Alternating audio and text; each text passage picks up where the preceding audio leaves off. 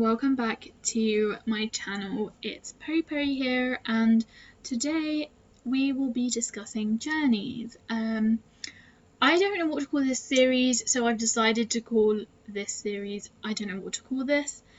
But the first couple of episodes that I will be doing from now are going to be the sort of style where I will be selecting a theme, such as journeys, and then I wanted to brainstorm the word journey and just sort of think of the keywords and the messages that I wanted to share with you guys regarding that theme. And part of that process was using tarot and oracle cards.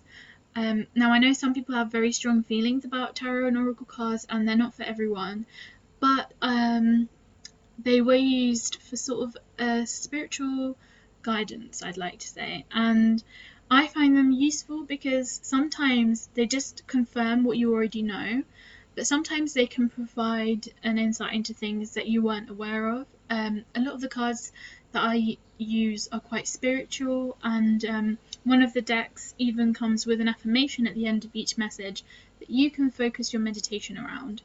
Now, I haven't been meditating regularly recently, but when I found it quite useful, because if you're finding it hard to focus on one thing during meditation, you can pull out an oracle card and you can focus on that oracle card.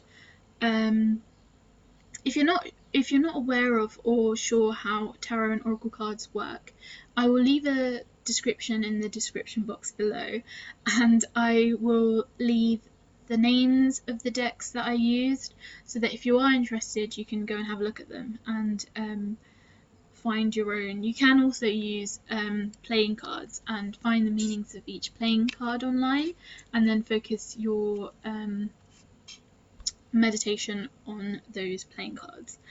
So to get into the bulk of this I don't want to say video, podcast episode, I'll just start by saying that the keywords that I thought of when thinking of journeys was new beginnings, change, hardship, content/peace, motivation, and hurdles. Now, new beginnings. That is a given. We all know what new beginnings are, but something that I have only just recently realised is that I used to think that new beginnings only occurred at key milestones. So, for example, New Year's, or when I'd finished a key chapter in my life, such as school or university. But recently I've realised that new beginnings can be small. They can be based off of new things that you've discovered about yourself or the way that you live. It's like having your eyes opened again. I don't know if that makes sense, but there's some new light that's been shed on the way that you live and your life, and that's a new beginning because you're not living the way you were before. It's sort of like a spiritual rebirth as such, and that is an amazing way to think of it, because you don't have to wait until New Year's or a birthday or a chapter to finish to start fresh, to start new. You can decide when you want that new beginning to be.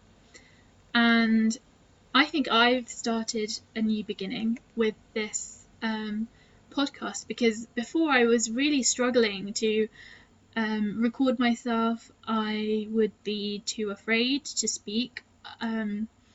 I'd be worried that if I stumbled too much or if I paused too much, people would think that it wasn't good enough. But now I've decided that this is more for me, and I want to, whilst I'm processing things, maybe someone else will listen and they'll find it useful as well. And I think that's a huge step for me, and it's a new beginning because I wasn't able to do that before, but now I am, and it's a huge step in the right direction. So yeah, new beginnings. Change. I think I mentioned in last week's episode that I am terrible with change. I've never been that good. But I didn't realise it until recently that I've never handled change before. I thought I was quite adaptable, and I thought I was quite good at being able to deal with change, but I'm clearly not.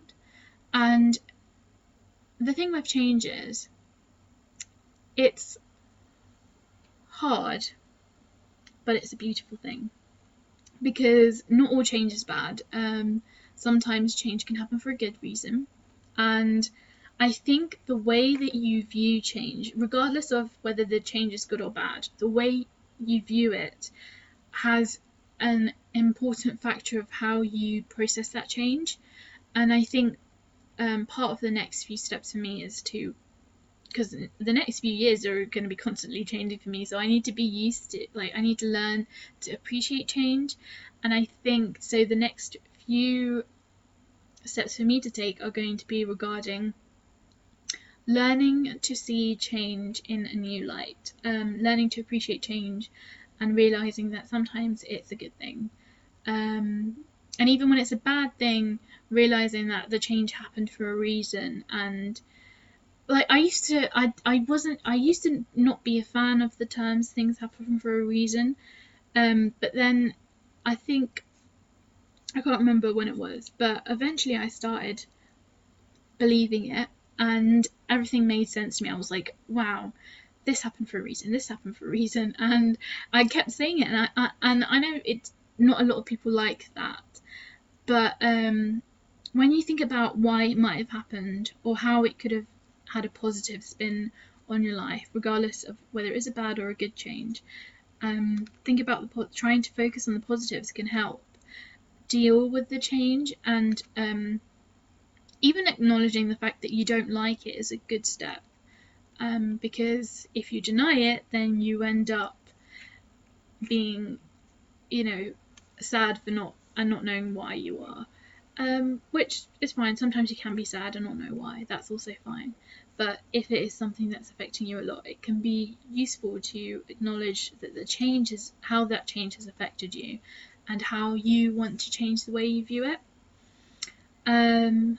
Hardship can be a great, when I say great, I mean it could be a huge moment in a journey, because the hurdles and the hardship that you face can determine which path you decide to take. And sometimes you're going to be tempted to take the easier path, the one that to you seems like it has the fewer hurdles, instead of risking the path filled with hurdles and obstacles. You choose the easier path, and then you later realise that you missed a lot of opportunities for growth. And the thing with hardship and hurdles is they are opportunities to grow, and when you see them as that, you learn to appreciate them. It's easier to deal with them. They don't become easier to experience, but they can be easier to work through, because you're seeing it as an opportunity for you to grow and take a step in the right direction on the path that you want to take, which can be a hard thing to do.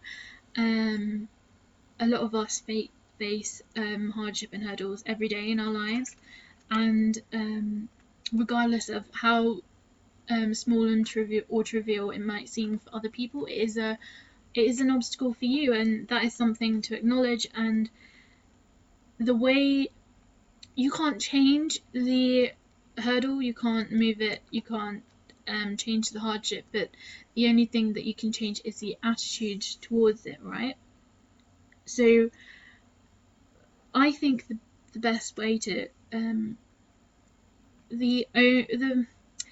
as I said earlier, you can't make it better and a better experience, but you can make it easier to work through. And the way to do that is to sort of say, yes, I'm not enjoying this hardship, but at least I'm growing. And we've seen that recently with a lot of things that have been happening in the world, that they haven't been 2020 in general hasn't been the best year, but we've seen changes happen, we've seen people come together, and it's been amazing to see that we can do that when we decide to do that. And it hasn't been possible until now, until things got really hard.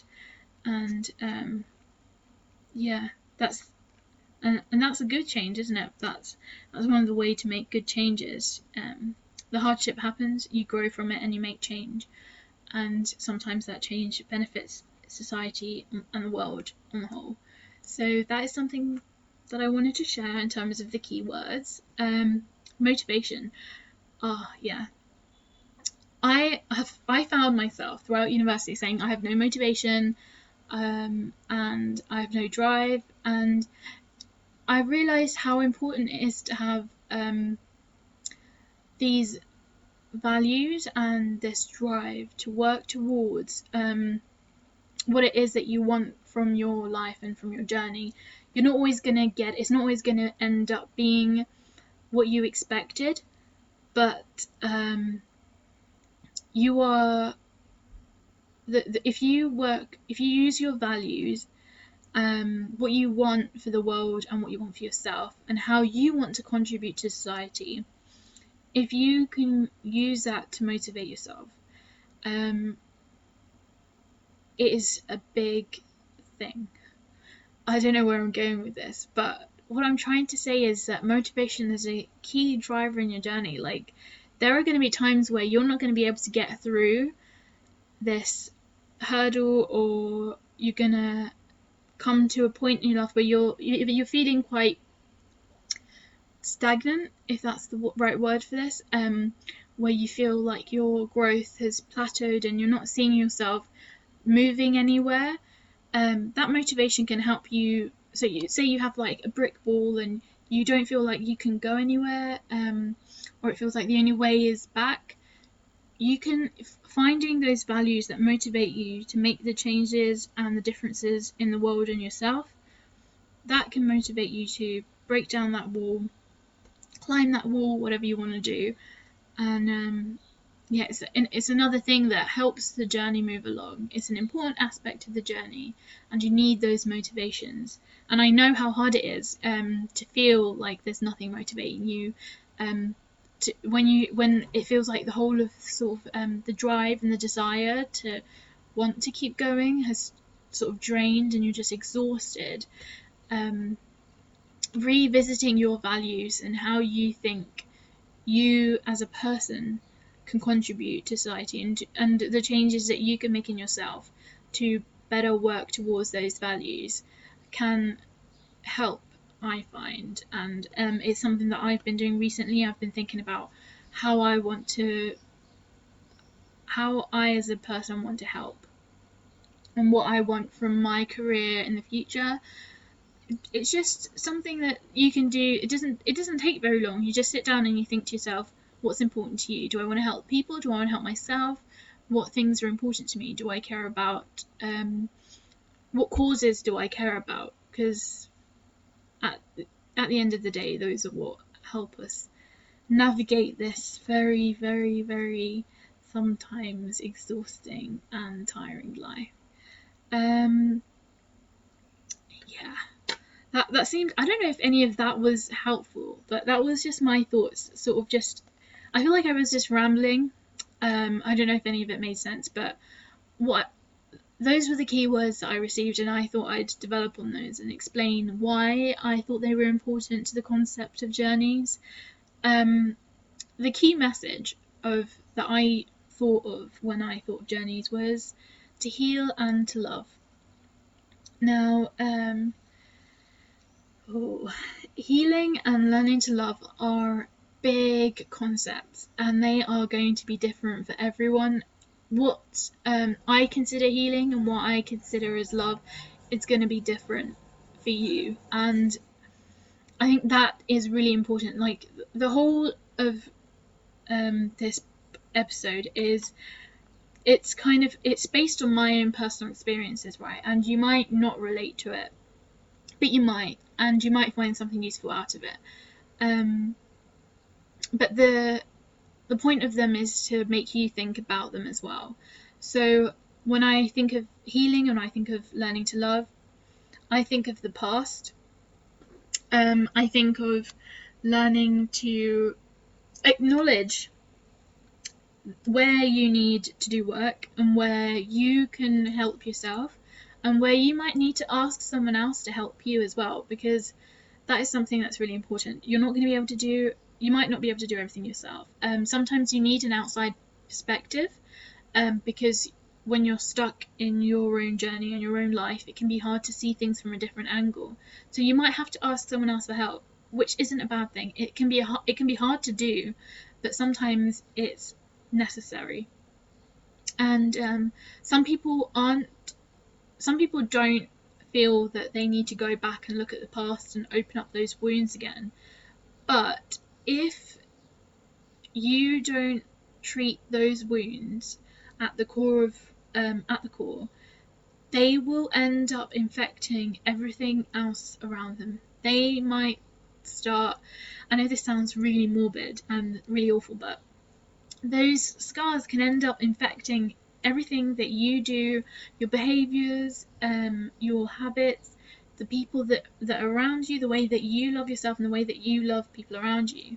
So I feel like healing and learning to love go hand in hand, and part of the process of learning to heal is looking back and looking at a recent concept that I've come across is inner child work. A friend of mine introduced me to it, and there are a couple of useful pages on Instagram that encourage you to look at your behaviours now and how you can see how your inner child might have been neglected, and how you can reparent some of your thoughts and your behaviours in a more healthy way, and something that can be beneficial to you than something that's going to harm you.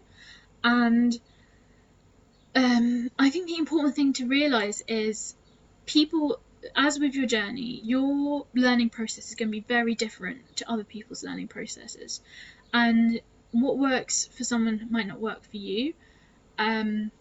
You also might not be in a place where you are comfortable revisiting some of those past scars.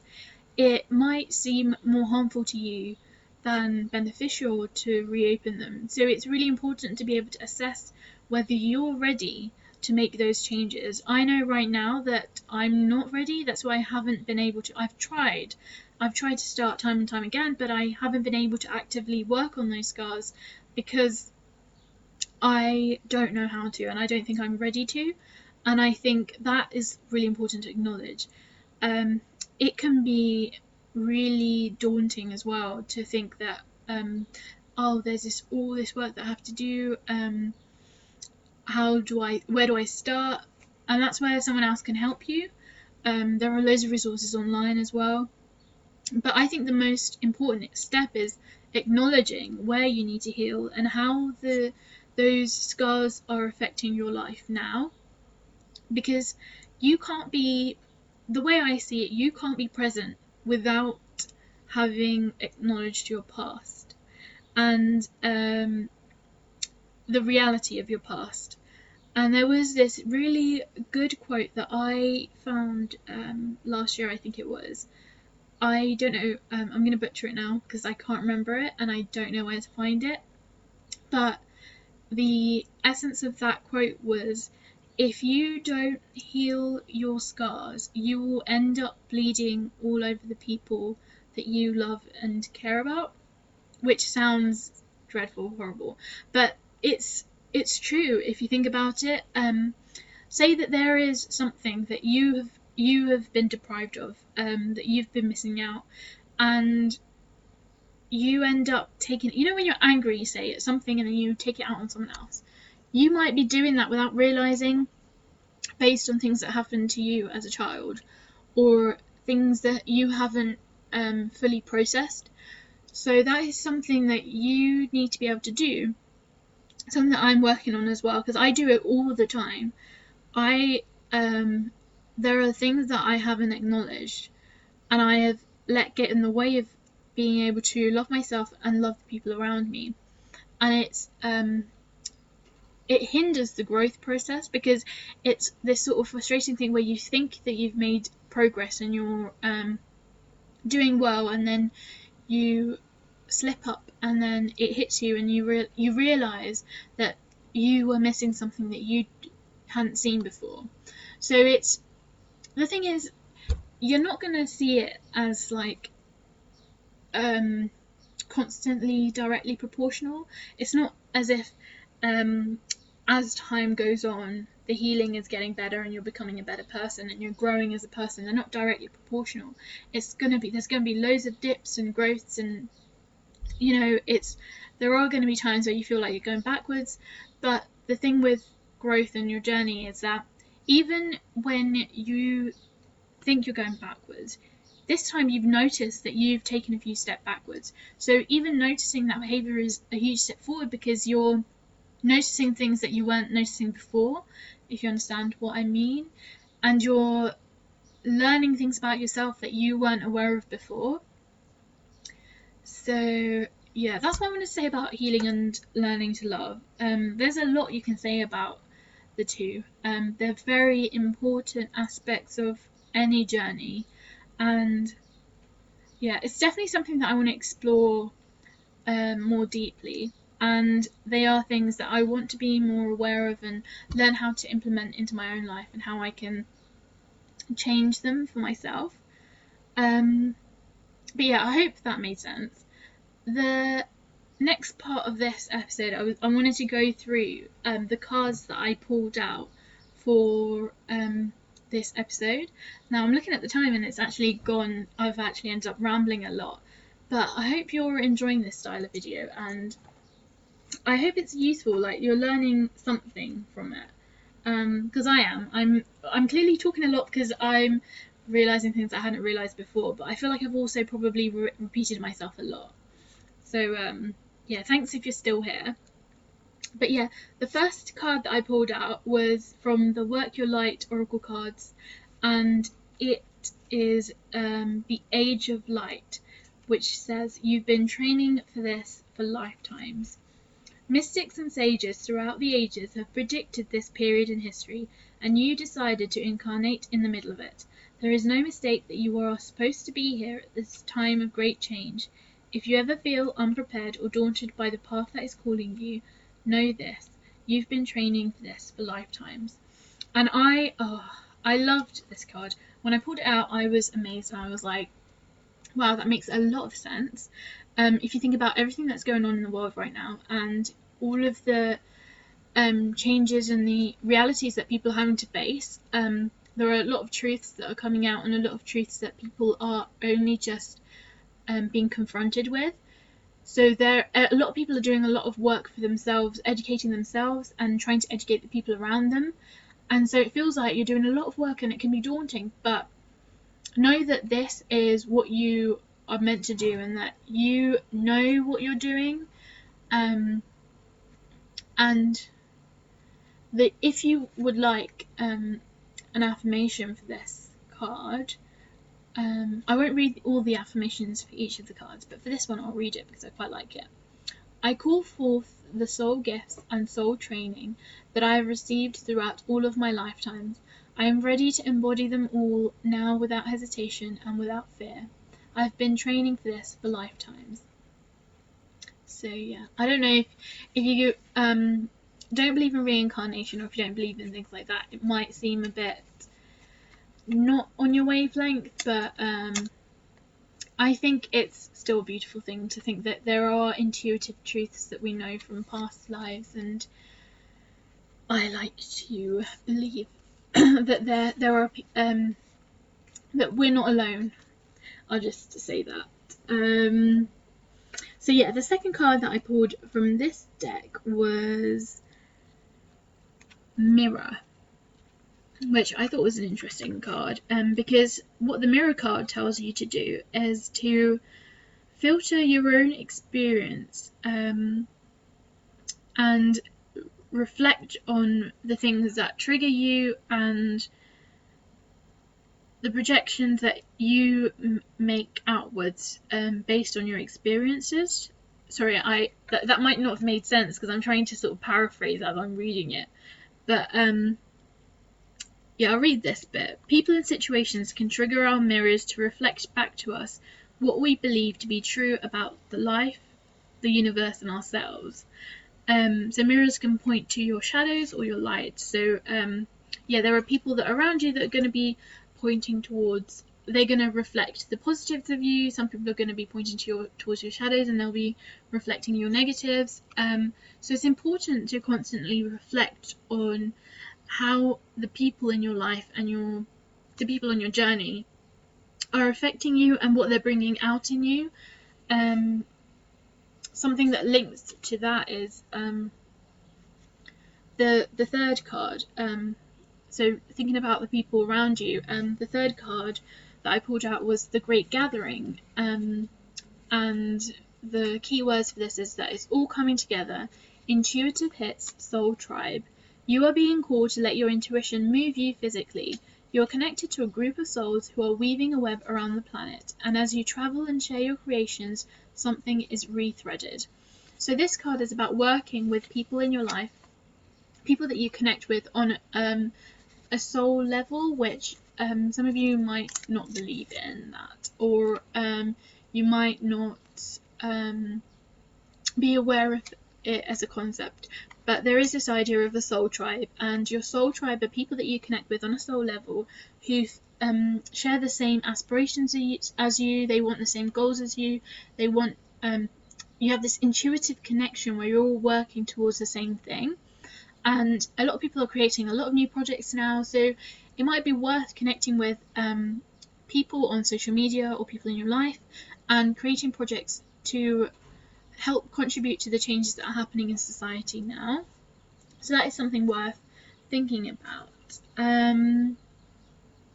One of the earth cards that I pulled out was repetition, and the key message from that card was to work with or break a cycle, you need to recognize it. And that goes for any journey really, any physical, spiritual, emotional journey. If you want to work with or break a cycle, the key step is acknowledging it. And you might not realize that you're stuck in a routine or a pattern, and you might find yourself in the same situation without even realizing it. And then the way to do it is to, if you're able to notice that you're making the same mistakes, or you're stuck in a place that you don't want to be, you have made the first step in being able to make the changes to breaking it. Or you might just need to work with that cycle in a way that benefits you. I wonder if there's a... No. Yeah, so a key point about this card also is that it does mention that the journey repeats as often as needed. So sometimes you need to go through that cycle several times before you learn your lesson from it and how it's affected you, or why you need to break it, or why you need to work with it differently, if that makes sense. I wonder, is there another card I wanted to share?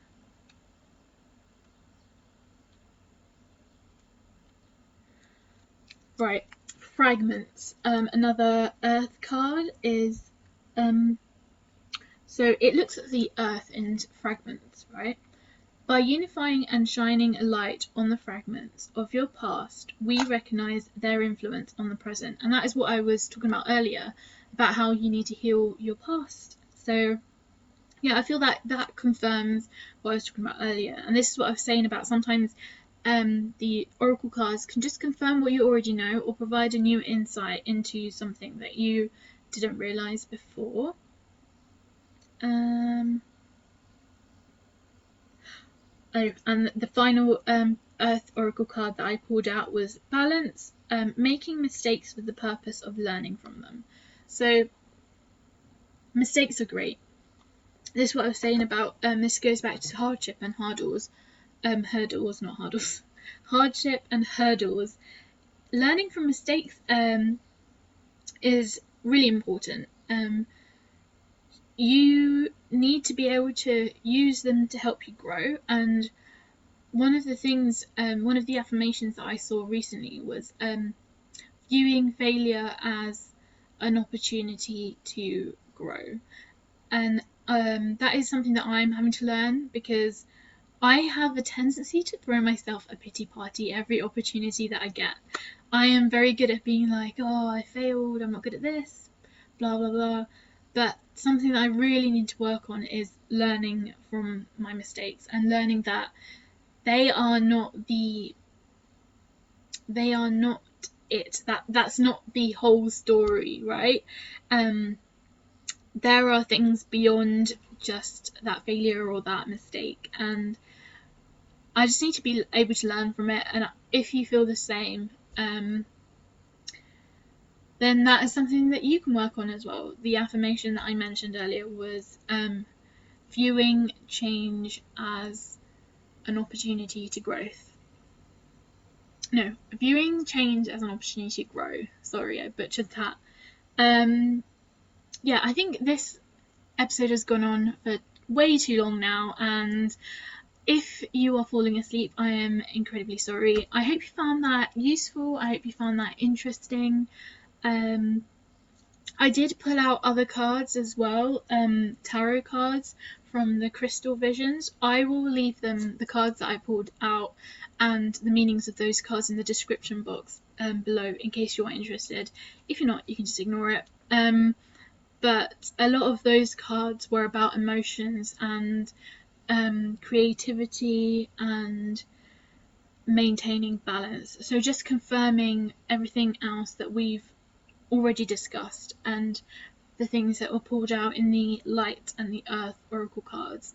So yeah, thank you so much for joining me, and I hope you enjoyed this episode, and I will see you / not see you next week for next week's episode, which I do not know what that will be about. Thank you, bye!